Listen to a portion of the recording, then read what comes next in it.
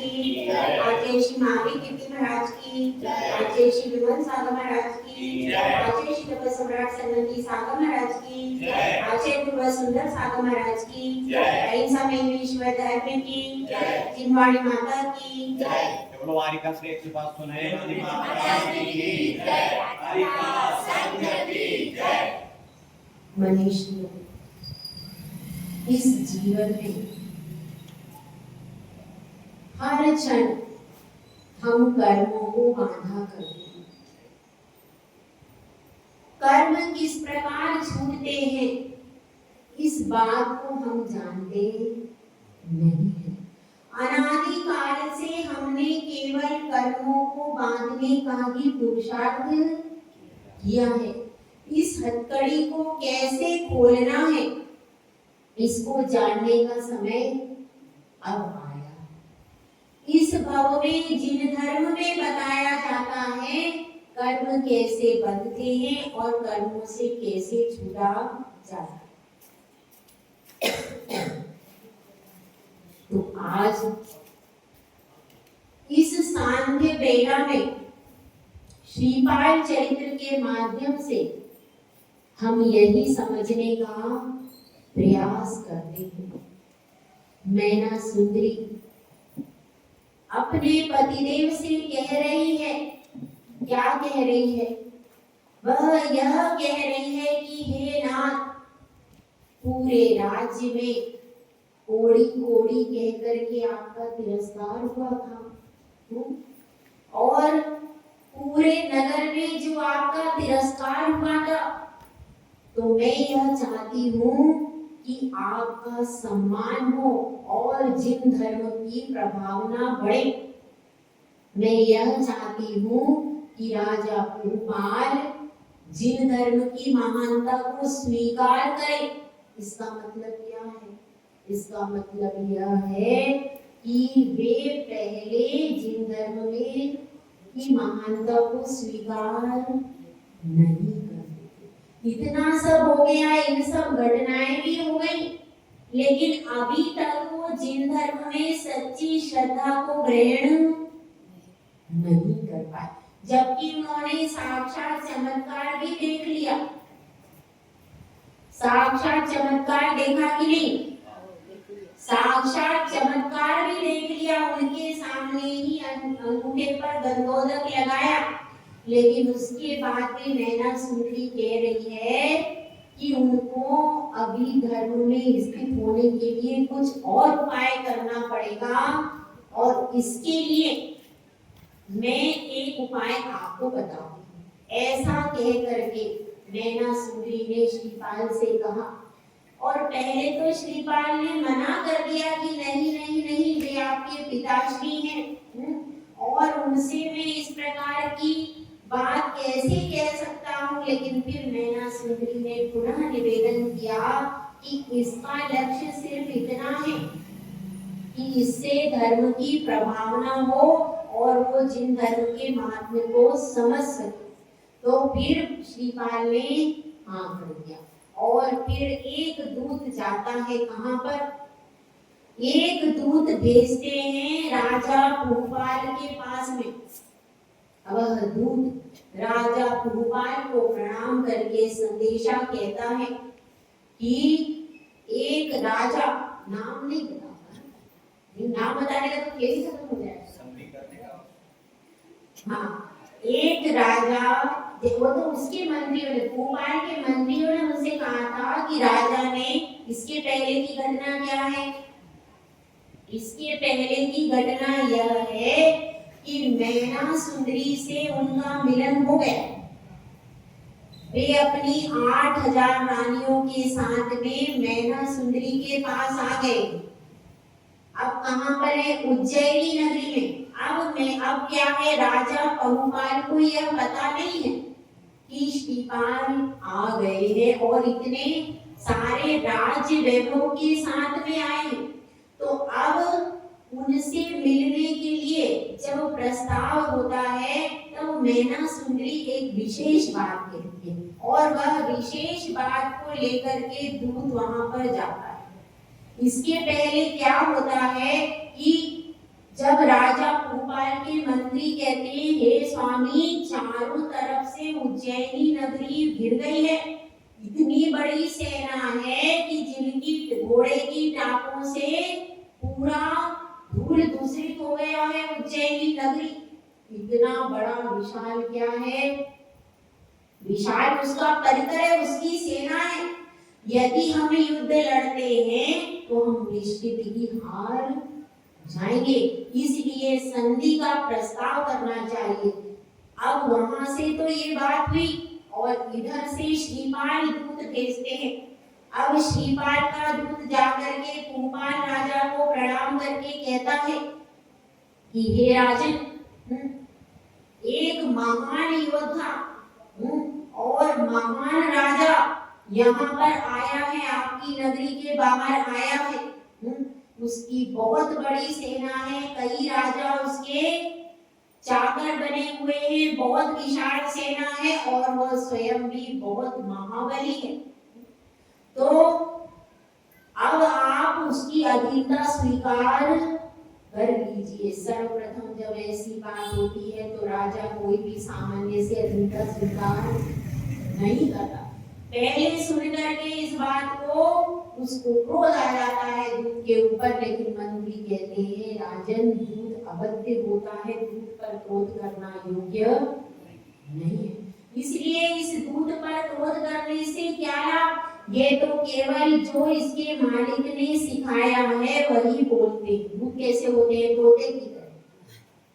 जो मालिक रटा देता है, जो संदेश को बोल कह देता है, उसी संदेश को कहते, उसी के बारे में उसी को प्रचार प्रसार कर सकते हो, लेकिन अपने मन से नई बात बोल सकते हैं क्या? नहीं। नई बात बोलने का अधिकार न उनको यहाँ का है न वहाँ। उसी को दूत कहते। मंत्री अलग चीज होती है। मंत्री इधर भी युक्त बात कर सकता है, उधर भी कर सकता है, लेकिन दूत का काम तो सिर्फ इतना है, यहाँ का संदेशा वहां पर पहुंचा देना, वहां का उत्तर लेकर के यहाँ पे लाना।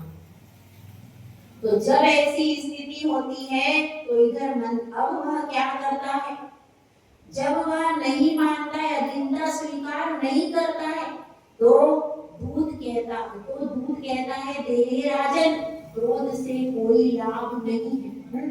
यदि आप एक संधि का भी प्रस्ताव भेजा गया है, यदि आप संधि का प्रस्ताव स्वीकार कर लेंगे तो कोई युद्ध नहीं हो। राजा कहते हैं, क्या प्रस्ताव है? तो आप कुल्हाड़ी लेकर के और कंबल लेकर के, सिर पर लकड़ी का गठरा लेकर के उन महाराज से मिले। उन महाराज से यदि आप मिलते हैं तो वह आपसे संधि करने को तैयार हो जाए। अब तो बहुपाल राजा को बहुत क्रोध आता है कि एक लकड़हारे की तरह मुझसे मिलना चाहता है, ये कोई राजा की गरिमा है। लेकिन मंत्रीगण उसे फिर चुप कर दिया और मंत्रीगण कहते हैं, ये राजन, इसमें भी बहुत सारा सैन्य दल बचेगा और हिंसा से भी आप बचेंगे, नहीं तो आपके भी प्राण चले जाएंगे और बहुत सारी सेना भी चली जाएगी। इस संधि प्रस्ताव में बहुत ज्यादा खराब चीज नहीं है। भले अभी आपको खराब चीज नजर आ रही, तो मंत्रियों की बात को मान्यता देते हुए राजा बहुपाल दूत से कह देते हैं कि जैसा आपके राजा का संधि का प्रस्ताव है, हमारे लिए मानिए। अब वह दूत संधि का प्रस्ताव मानने या संदेशा लेकर के श्रीपाल के पास आता है, तो फिर श्रीपाल कहते हैं कि नहीं, ऐसा नहीं हो सकता, वे हमारे पिताजी हैं, पिता के तुल्य है। यह तो मैंने सिर्फ एक परीक्षा करने के लिए प्रस्ताव भेजा था। और अब वह कहता है, दूत को दोबारा भेजता है, दूत संदेशा लेकर के आता है कि आप महाराज हैं, जैसे एक महाराजा दूसरे से मिलता है ऐसे आप मिले। फिर वह घोड़े पर सवार होकर के दोनों पूर्ण सुसज्जित होकर के जाते हैं और कुछ दूर चलने के बाद श्रीपाल पैदल हो जाता है, घोड़े को वहीं छोड़ देता। जब वह देखता है भोपाल की वो राजा पैदल आ रहा, तो कायदा क्या होता है, अगर एक राजा घोड़े पे तो दूसरा राजा घोड़े पे, एक के हाथ में तलवार तो अब जब वह पैदल आ रहा है तो मुझे भी पैदल जाना चाहिए। इस तरह से दोनों पैदल पैदल आते हैं। और वह क्योंकि अब श्रीपाल की शोभा अलग थी, मुकुट लगा हुआ था और बहुत ज्यादा वस्त्राभरणों से सुसज्जित थे, तो वह जब दूर से देखते हैं तो उनको लगता है यह चेहरा तो बहुत पहचाना पहचाना लगता। दूर से लेते, जब वो पास आते हैं तब एकदम से पहचान जाते हैं, और जैसे पहचान जाते हैं वैसे ही उनको हर्ष से एकदम विभोर होते हैं कि अरे यह तो कौन है, मेरा जामाता है, इतनी बड़ी सेना लेकर के आया है, इतना वैभव है इसका। और अपने रिश्तेदार का, अपने दामाद का वैभव देख करके कौन प्रसन्न नहीं होता, बहुत प्रसन्न होता, तो बहुत प्रसन्न होता है। और श्रीपाल भी क्या करता है, दोनों गले मिल जाते हैं। श्रीपाल भी उनसे कहता है, क्या कहता है कि ये सब मेरी महिमा नहीं है, यह तो जिन धर्म की महिमा है, सिद्ध चक्र की महिमा है।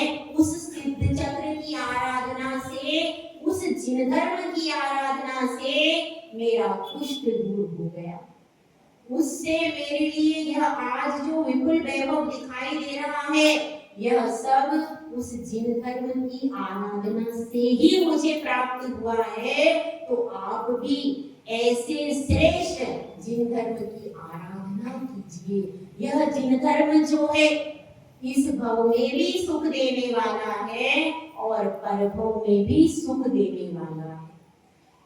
जो मैना सुंदरी है वह आपकी कन्या रत्न है, उसमें सबसे बड़ा गुण क्या है, उसमें सबसे बड़ा गुण यही है कि वह सम्यक दर्शन रूपी रत्न से विभूषित है। आप भी उस रत्न को अपने हृदय में रखिए।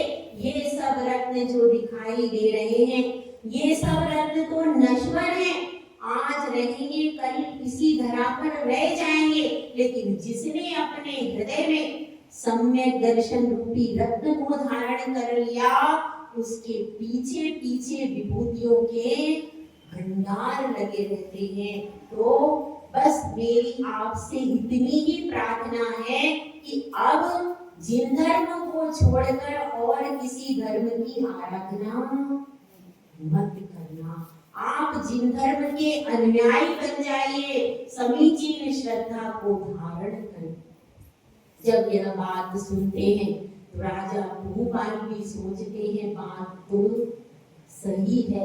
मैना सुंदरी का भी मैंने देख लिया कि उसने अपने सिद्ध चक्र महामंडल के विधान के द्वारा 700 घोड़ियों का कुष्ठ दूर कर दिया, और उसके बाद यह जो महाविभूति का साम्राज्य देख रहा हूँ वह श्रीपाल के धर्म को स्वीकार करने से, धर्म की आराधना करने से मिला है। तो धर्म सबसे महत्वपूर्ण है, जिन धर्म की महान महिमा है, और वह क्या करते हैं, उस दिन से जिन धर्म की महिमा को स्वीकार करके जिन धर्म की आराधना में लग जाते। यही उद्देश्य था मैना सुंदरी का, यही उद्देश्य था कि जिससे कि मेरे पिताजी सारे वैभव और पूरे नगर में, फिर उनको क्या करते, पूरी सेना को, श्रीपाल को सभी पत्नियों के सहित नगर के मध्य में जो उनका महल था उसमें बुलाया जाता है, उनका बहुत सम्मान आदि किया जाता है, ताकि नगर में क्या कि हाँ जमाई आए हैं, तो सब पूरी नगरी में कैसा माहौल हो जाता है, हर्ष का माहौल हो जाता है, सब बहुत प्रसन्न होते। क्योंकि जब कोड़ी पति से विवाह हुआ था तो सबकी आंखों में पूरी नगरी रोई थी भाई, तो अब पूरी नगरी को हंसाना भी तो जरूरी है। तो सब लोग खुश होते हैं कि आहा कितना अच्छा हो गया मैना सुंदरी के, अब तो भाग्य की सराहना है, इतना कहाँ तो इसके भाग्य में ये था, लेकिन इसने अपनी भक्ति से भाग्य को बदल दिया। अगर भाग्य बदलना है तो भक्ति करना सीख जाइए। अगर आपके पास सच्ची भक्ति है, सम्यक भक्ति है, तो आप अपने भाग्य को बदल सकते। यह सब देख करके पूरी नगरी के लोगों ने जिन धर्म के महात्म को माना और सब जिन धर्म की आराधना में तत्पर हो गए। यही उद्देश्य मैना सुंदरी का था। और जब वह यह सब देखती है तो बहुत प्रसन्न होती है। जिन धर्म की जैन धर्म की जय बोल करके और फिर वो सब कहाँ जाते हैं? अब वे सब चंपापुरी की ओर जाते हैं। पूरी सेना, पूरा परिकर, माता, सब कितने हो गए भैया? कोई संख्या ही नहीं है उसकी। 8,000 तो रानी, उसमें पटरानी मैना सुंदरी और फिर श्रीपाल और उनकी माता, ये तो गिनने वाले, और बाकी असंख्यात सेवक, सेविका, सैनिक, कितनी बड़ी सेना, वह सारा, क्योंकि जितनी 8,000 रानियों से विवाह, 8,000 रानियां हैं, वो सब राजकन्याएं, उनके पीछे बहुत सारे उपहार, सेना आदि दिए हैं राजाओं ने, तो बहुत बड़ी सेना हो गई। अब उस सेना के साथ में वे चंपापुरी नगरी में जाते हैं और जा करके पहले प्रस्ताव भिजवाते हैं। किसको भाई? काका वीर दमन के कि मैं अब यहाँ पर आ गया हूँ, आप मेरा राज्य मुझे वापिस कर दो। आप मेरा राज्य मुझे क्या कर दे? वापिस कर दो। जब इस बात को सुनते हैं काका वीर दमन, तो वह कहते हैं कि अरे ये कोई बात है? अगर राज्य क्या ऐसे लेने देने की चीज है? अगर श्रीपाल में बाहुबल है तो अपना राज्य लेकर के दिखा दे। तो वह दूत आकर के श्रीपाल से कहता है कि वे तो युद्ध करने के लिए तैयार है। श्रीपाल भी युद्ध करने के लिए तैयार हो जाते हैं। देखिए हमारे रिश्तेदारों में बहुत लड़ाइयाँ हुई, भाई भाई पहले ही शुरुआत कर दी भाई भाई, उसके बाद भी कौरव पांडव, कौन? भरत बाहुबली, उसके बाद कौरव पांडव, उसके बाद और भी बहुत हुई है लड़ाई। अब ये चाचा भतीजा की हो रही, अब चाचा, हाँ, अब उनकी तो युद्ध तो नहीं हुआ बेटा, उनके तो अलग कहानी, मगर युद्ध जो हुआ है आमने सामने, अभी युद्ध की बात चली। तो अब दोनों प्रकार की सेनाएं आकर के डटी, खूब संहार होने लगा। उस संहार को देख करके मंत्री को लगा कि भाई इससे तो अच्छा है दोनों ही राजा मिलकर के निर्णय कर ले, द्वंद्व युद्ध करके दोनों राजा निर्णय कर ले तो अच्छा हो जाएगा। तो अब क्या करते हैं? तो दोनों आमने सामने आ गए, एक तरफ काका वीर दमन और दूसरी तरफ श्रीपाल, दोनों आ जाते हैं आमने सामने। अब श्रीपाल कहता है कि काका जी मैं आपको पूज्य पिताजी के तुल्य मानता हूँ, और अब भी समय शेष है, आप मेरी बात मान लीजिए और राज्य का हट छोड़ दीजिए। जब इस प्रकार से कहते हैं श्रीपाल, तो काका जी कहते हैं श्रीपाल जब युद्ध ठन गया, युद्ध चालू हो गया, तब कैसा संबंध? अगर तुमको संबंध का इतना ही था तो तुम पहले ही आकर मुझसे मिलते।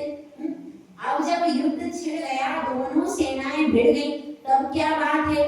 और अब इस प्रकार की बातें तुम्हें शोभा नहीं देती। अब तो तुम युद्ध करो, द्वंद्व युद्ध होता है, मल्ल युद्ध होता है, और उसमें श्रीपाल वीर दमन को क्या करता है? हरा देता। जैसे ही वे हारते हैं वैसे ही क्या हो जाता है? जीवन के किसी भी क्षण में वैराग्य उपज सकता है। संसार में रह कर प्राणी संसार को तज सकता है। बन के किसी भी क्षण में वैराग्य उपज सकता है। संसार में रह कर प्राणी संसार को तज सकता। उनके मन में एकदम वैराग्य की लहरें आगे पीछे होने लगती हैं। पूरे हृदय में लगता है कि ये संसार में कोई सार नहीं, जिसको मैंने गोद में खिलाया था, जिसको मैंने अपने बेटे जैसा माना था, और वही राज्य के लिए मुझसे लड़ गया। और मेरी बुद्धि को भी क्या हो गया, अरे इसका राज्य था, इसको दे देता, मैं भी क्यों लड़ लिया। पहले ही मैं वैरागी होकर के चला जाता तो इतनी सेना का संहार तो नहीं होता। मेरी बुद्धि को क्या हो गया, इस संसार में कोई सारभूत तत्व नहीं है, मैं तो अब वन को जाऊंगा। जब वह इस प्रकार से वन को जाने लगते हैं तो श्रीपाल सोचता है ये क्या हो गया, ये क्या हो रहा है। वह रोकने का प्रयास करता है, काका श्री मैं अब तो परिवार के बीच में आया हूँ, आप भी रहिए। लेकिन काका श्री कहते हैं नहीं श्रीपाल, मैंने संसार की असारता को देख लिया है, अब मैं इस संसार में नहीं रहूंगा, मैं तो अब दीक्षा लूंगा। और काका वीर गमन वन की ओर चले जाते, वहां पर मुनि दीक्षा लेते हैं और उनको केवल ज्ञान की प्राप्ति हो जाती है। केवल ज्ञान प्राप्त होता है और मोक्ष चले जाते हैं। कौन? जो अभी लड़ रहे हैं। कहाँ जीव की परिणति कैसी बदल जाए कुछ पता नहीं चलता है, वे मोक्ष में चले जाते हैं। अब उसके बाद पूरा राज्य किसके पास आ जाएगा? श्रीपाल के पास आ जाता है। दुख तो उन्हें होता है, लेकिन अब राजा बन जाते हैं।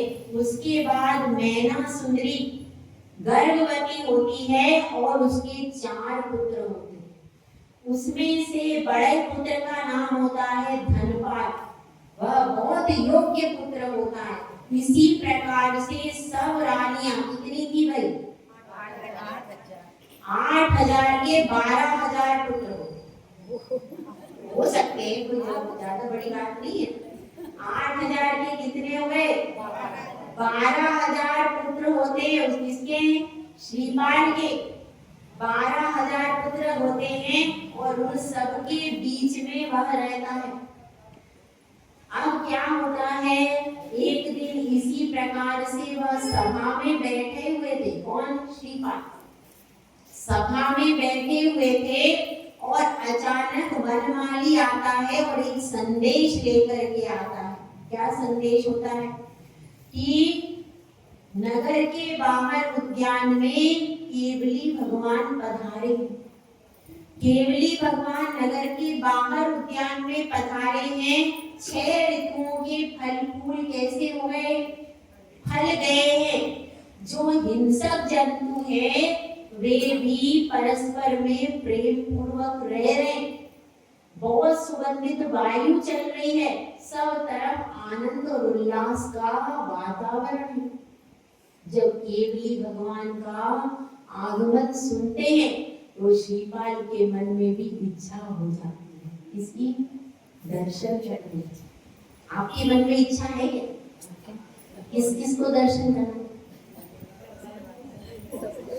सबको करना है, दर्शन करना है कि नहीं? वो स्वयं केवली किस किस को करना है? दर्शन भी करना है और केवली भी बनना है। अगर आपको केवली और मोक्ष पाने की इच्छा नहीं है तो अभी जिन धर्म में आपने एंट्री, यहाँ तो मोक्ष का लक्ष्य होना चाहिए, तब जाकर के आपके कदम मोक्ष की ओर बढ़े। तो अब क्या होता है, अब वे भी दोनों प्रसन्न हो जाते हैं। कौन? श्रीपाल और मैना सुंदरी। और सब मिलकर के कहाँ जाते हैं? वहां पर केवली भगवान के गंध कुटी में, उस गंध कुटी में जाने की इच्छा से सब तैयार होकर के पूरे परिकर के साथ मंत्री भी हैं, 8000 रानियां भी हैं और सबके साथ में वह श्रीपाल आगे आगे हाथी पर आरूढ़ होकर के चल रहे हैं।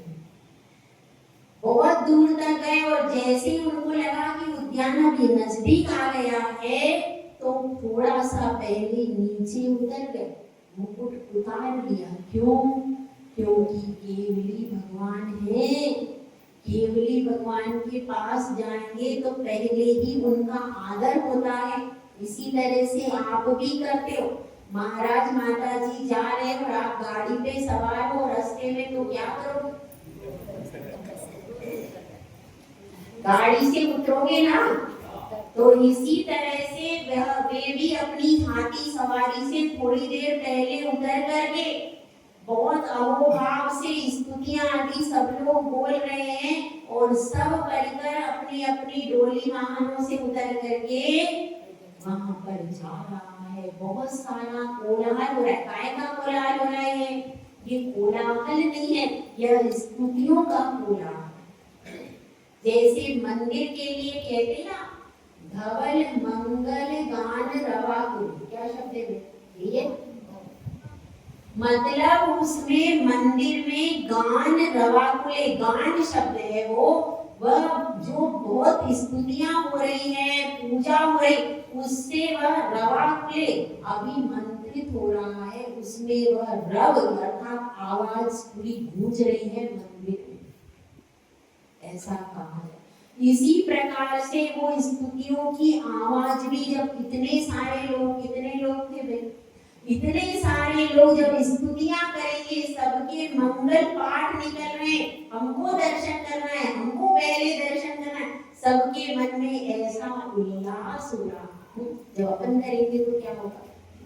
ऐसी इच्छा होगी हमको पहले दर्शन मिल जाए, सबकी ऐसी इच्छा हो रही, हम चले जाएं केवली भगवान के पास, तो सबके मन में ऐसा उल्लास, ऐसी उमंग हो रही है और सब चाह रहे हैं कि हमको दर्शन करना है, हमको वाणी सुनना है, हमारे सब शंकाओं का समाधान हो जाए। ऐसी भावना के साथ सब चले जा रहे हैं और सब जा रहे हैं। अब देखिए केवली भगवान का क्या है? गंध कुटी। तो अब उस गंध कुटी में कैसे सब पहुंचते हैं, भगवान की दिव्य वाणी में क्या आता है, इसको कल देखेंगे। जय महाराज, जय श्री महाराज।